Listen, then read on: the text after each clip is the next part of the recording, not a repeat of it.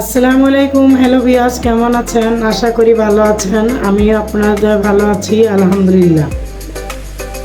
অনেক দিন যাবত আমি কোনো রেসিপি দেখাই না সময়ের অভাবে। এখন বৃষ্টি, প্রচুর বৃষ্টি, সারা দেশে বৃষ্টি, তাই একটা রেসিপি দেখাচ্ছি একদম আনকমন। এই রেসিপিটা আপনারা কখনো কোনো দিন দেখেননি, আমি প্রথম দেখাইতেছি। এর জন্য আমি প্রথমে চুলায় কড়াই বসিয়ে দিলাম। আর যে রেসিপিটা দেখাবো, এখানে আমি বাদাম নিচ্ছি, কাঁচামরিচ, পেঁয়াজ কুচি, রসুন কুচি, আর নিচে এখানে মুড়ি।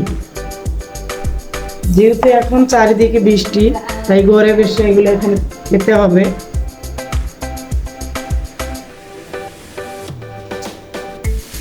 কড়াই গরম হয়ে গেছে, এখন আমি দিয়েছি সামান্য পরিমাণ তেল।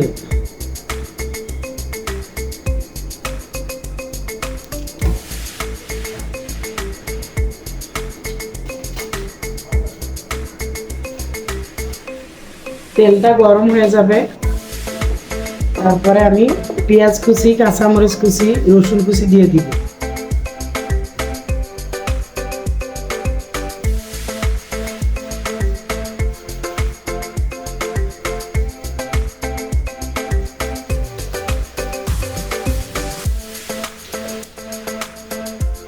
এবং চারিদিকে বর্ষা, তাই ঘরে বসে কিন্তু অনেক কিছু খেতে মন চায়।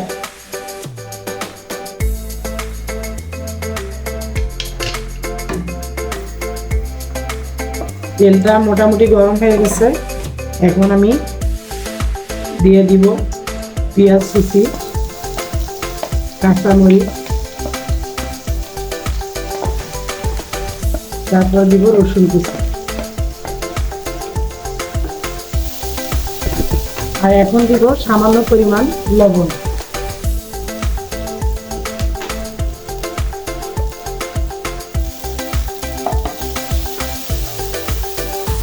লবণের পরিমাণটা একদম কম দিতে হবে, কারণ মুড়িতে কিন্তু অনেক লবণ থাকে,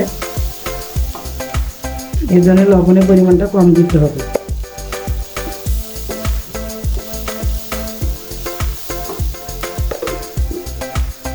এটা আমি হালকা বাদামি করে নিব, একদম কড়া করে ভেজে নিব না। হালকা বাদামি করে নেওয়ার পরে তারপরে আমি বাদামটা দিয়ে দিব। 2-3 মিনিট এভাবে আমি তেলে ভেজে নেব। বাদামি কালার হয়ে গেছে, এখন আমি দিয়ে দিব বাদাম। এই বাদামটা কিন্তু আমার আগে থেকে ভেজে নেওয়া ছিল, শুধু খোসা সরাই নিয়েছি।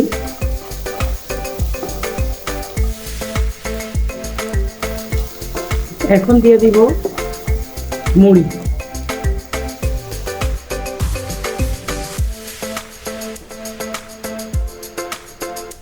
মিডিয়াম আঁচে ভেজে নিতে হবে।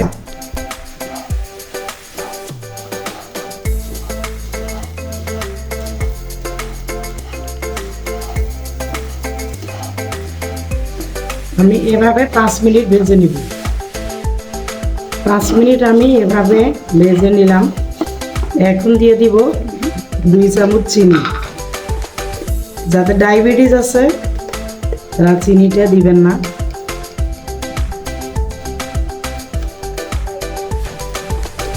দুই চামচ চিনি দিলাম। এবং এটা আমি আরো 2-3 মিনিট এভাবে একটু ভেজে নিব। যতক্ষণ পর্যন্ত চিনিতে মুড়ির গায়ে লেগে না যায় ততক্ষণ পর্যন্ত এটা একদম সুন্দরভাবে নেড়ে চেড়ে নিতে হবে।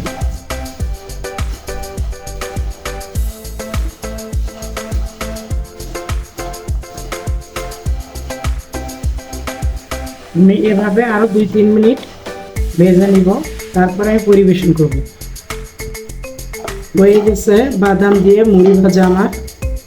এখন আমি একটা বাটিতে উঠে নিচ্ছি, সবগুলো এভাবে উঠে নিব। তো গরম গরম বাদাম দিয়ে মুড়ি ভাজা আমার রেডি, আমি পরিবেশন করলাম। আপনারা বাসায় এভাবে তৈরি করে খাবেন, দেখবেন অনেক ভালো লাগবে। যেহেতু বর্ষার দিন, ঘরে বসে কিন্তু অনেক কিছুই খেতে মন চায়। তাই আমি যেভাবে রেসিপিটা দেখালাম আপনারা বাসায় ওভাবে রেসিপিটা করবেন, দেখবেন অনেক মজা লাগবে। আর অনেক স্বাদ লাগবে। আর যদি ভালো লেগে থাকে তাহলে আমার চ্যানেলটা সাবস্ক্রাইব করবেন আর পেজটাকে ফলো দিবেন। ভালো থাকবেন, আল্লাহ হাফেজ।